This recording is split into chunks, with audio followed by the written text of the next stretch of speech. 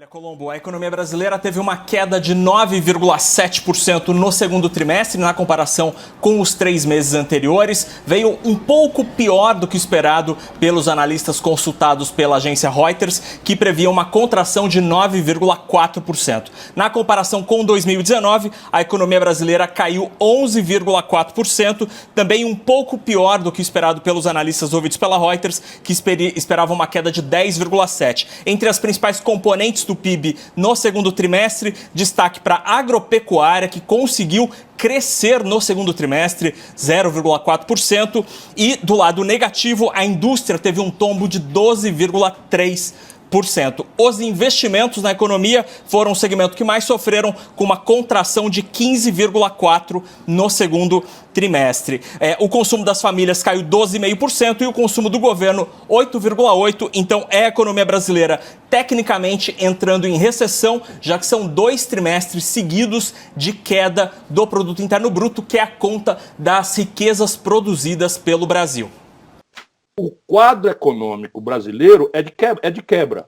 O déficit primário apontado para esse ano já passa de 900 bilhões de reais. Isso é 8 vezes o pior da história. Déficit na conta do governo. Né? Só para você ter uma ideia, quando a Dilma foi derrubada, o déficit foi de 36 bilhões de reais. Nós estamos falando em 930 bilhões de reais. Com o Temer foi 130, que foi o pior da história, nós estamos indo para 930.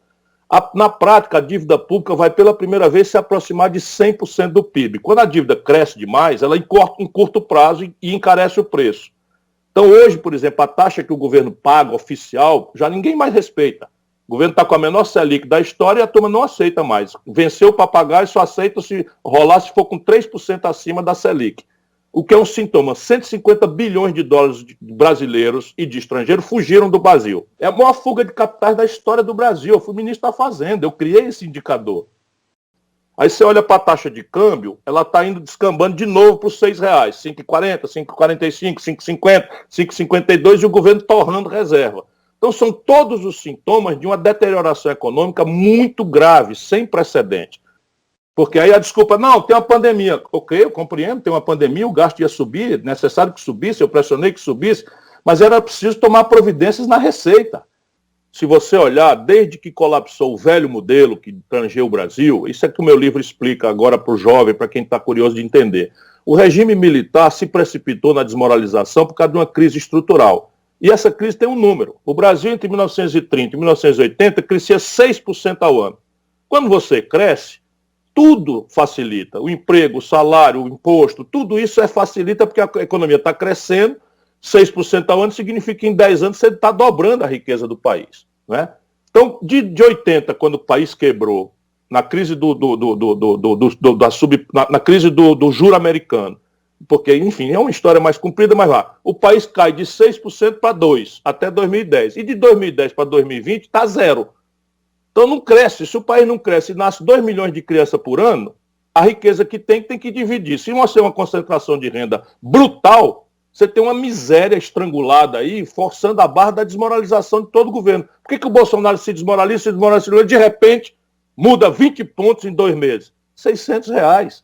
E não é porque o povo é desonesto, não, é porque o povo está num limite de pobreza, de miséria, de dependência, que você conhece bem, eu falando como a gente fala aqui com os amigos no Ceará. Mas estruturalmente não dá para segurar isso se o país não voltar a desenvolver. Então ali por dezembro, quando o Bolsonaro terminar de manipular aí essa popularidade fácil para tentar mitigar a hecatombe eleitoral que vem por aí, o povo brasileiro vai se encontrar com essa realidade trágica e cruel, que é o fim do socorro e a tragédia econômica. Falando em auxílio emergencial. O auxílio emergencial de R$600, ele validou-se por 3 meses. Daí, por decreto, nós o prorrogamos por mais 2 meses e agora resolvemos prorrogá-lo por medida provisória até o final do ano. E o valor, como vínhamos dizendo, é 600. É muito para quem paga, no caso o Brasil, e podemos dizer que não é um valor o suficiente, muitas vezes, para todas as necessidades, mas basicamente atende. Até porque o valor definido agora há pouco, ele é um pouco superior a 50% do valor do salário mínimo. Do Bolsa Família. Ou melhor, do Bolsa Família, obrigado aí, do Bolsa Família. Então, nós decidimos aqui, até atendendo a economia, em cima da responsabilidade fiscal, fixá-lo em R$300. É isso que o Ciro vem avisando. Os preços das coisas estão subindo e vão subir mais e o auxílio, que já caiu pela metade, acaba em dezembro. Quando a economia retomar, e eu espero que Deus nos proteja, que nos ajude a sair dessa pandemia, do isolamento, quando a economia retomar, o que nós estamos anunciando aí é uma pressão de inflação que ninguém quer ver. Mas se o câmbio sobe, o preço do pão quer subir. Se o câmbio sobe, o preço do pão quer subir. O preço da passagem de ônibus quer subir. O preço do remédio quer subir. O preço do celular quer subir. Ou seja, tudo mais ou menos acompanha o dólar. E o país não produz resultado. Traz tudo isso que a gente vai comprar aqui dentro do estrangeiro. Então, só para você ter uma ideia, 80% dos remédios que o nosso povo toma vem do estrangeiro. O óleo diesel do preço da passagem de ônibus em São Paulo ou em Fortaleza já está mais da metade vindo do estrangeiro. E assim vai tudo. Todo celular que a gente carrega por aí é tudo do estrangeiro. 80% do valor de um carro produzido em São Paulo, que a gente pensa que a indústria é aí, picas. A indústria é lá nos Estados Unidos, eles só fazem montar. 80% do valor do carro vem do estrangeiro. E aí nós temos que pagar tudo isso em dólar. E de onde é que vem o dólar? Hoje, só o mundo da agricultura e da mineração estão faturando em dólar. E não carrega a conta, percebe? Quando esses preços dos produtos tradicionais brasileiros melhoram, a gente tem uma ilusãozinha e atravessa. Quando esses preços caem, como aconteceu com a Dilma, o Brasil quebra. Lá atrás foi o Fernando Henrique, a mesma coisa. O real, todo mundo foi para o consumo, não sei o que e tal, relege o cara, quebra. E aí o Lula quebrou o país. Agora o Bolsonaro está na mesma ilusão. Por quê? Porque você tem um voozinho de galinha, todo mundo acha que o cara é maioral, porque conseguiu fazer um milagre, eu ganhava R$413 para comer e agora ganho 600, né, sem precisar trabalhar, nem que não é que eu não queira, eu quero trabalhar, mas não tenho oportunidade. Nós estamos falando em 20 milhões de brasileiros abertamente desempregados. Se a gente for para a informalidade, são 110 milhões de pessoas. E se você tem uma dívida pública encurtando o prazo, ela vai virando quase dinheiro. E isso é inflação. Então, para o ano que vem, se retomar a economia, nós vamos ter aí uma inflação, nada explosivo, mas uma inflação que vai interromper o itinerário de taxa de juros. Ou seja, o Bolsonaro está sinalizando para um quadro de deterioração econômica muito grave. É muito difícil que ele escape disso. Tem saída. Não se assustem, são números, mas justificam por que eu quero dizer que nós precisamos imediatamente celebrar um grande pacto nacional de todo mundo para forçar o governo a nos apresentar um plano. Para a gente botar defeito, para a gente aplaudir, para a gente elogiar, mas não tem um plano.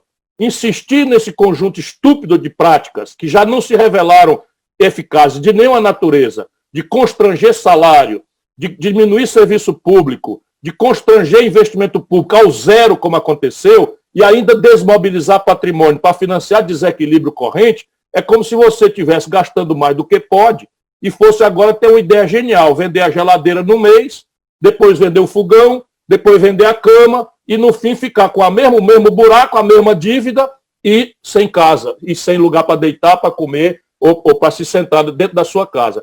Não duvidem que a comparação é essa. Você vender um ativo que só existe uma vez para botar no buraco de um déficit de 910 bilhões só por interdição, porque nós precisamos resolver isso com a mente aberta e eu tenho um conjunto de ideias para sugerir, todas na contramão das forças dominantes brasileiras. E aí vem a interdição ideológica. Então, Paulo Guedes não quer ouvir que o Brasil é um país do mundo que não cobra tributos sobre lucros e dividendos empresariais. O Brasil, em plena pandemia, nesse colapso fiscal, dispensa de tributos da ordem de 300 bilhões de reais por ano. Esse Salim Matar, privatista, fanático, que se demitiu agora, tem incentivo fiscal, renúncia de imposto para alugar carro. Só no Brasil vai entender qual foi a política pública que chegou à conclusão de que você tinha que fazer um incentivo fiscal, renúncia de tributos para uma locadora de veículo. Quer dizer, fazer incentivo fiscal para animar uma indústria nascer, para estabelecer uma compensação por uma assimetria competitiva no câmbio. Tudo isso eu entendo, já fiz muito e tal. Mas o Brasil tem 300 bilhões de reais de renúncia fiscal. Qual é a explicação para isso? O Paulo Guedes não mexe uma palha. Se o Brasil passar um pente fino nas renúncias fiscais de quase 300 bilhões de reais, na base da picaretagem, do favor, sem clientelismo, com clientelismo, sem nenhuma contrapartida no emprego, sem nada, Se a gente passar o pente fino e tirar 20% a 30% desses 300 bilhões, nós estamos falando de 60 a 90 bilhões de reais por ano, não é? Que a gente pode fazer isso mantendo 70% a 80% dessas renúncias fiscais para uma hora mais severa, a gente fazer o pente fino de novo. Se o Brasil cobrar um imposto de 0,5 ponto percentual a 1 ponto percentual dos grandes patrimônios acima de 20 milhões de reais, a gente atinge 1% dos poderosos do Brasil e arrecadamos mais de 90 bilhões de reais por mês.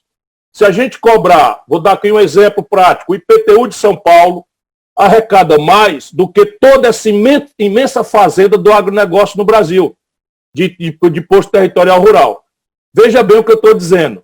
Não estou falando da pequena propriedade que deve ser isenta, mas ela deve ter uma ferramenta de reforma agrária. Mas tirando a pequena propriedade, o grande latifúndio tecnificado, que vende em dólar, todo junto paga um imposto territorial rural menor do que a cidade de São Paulo paga de IPTU, a classe média.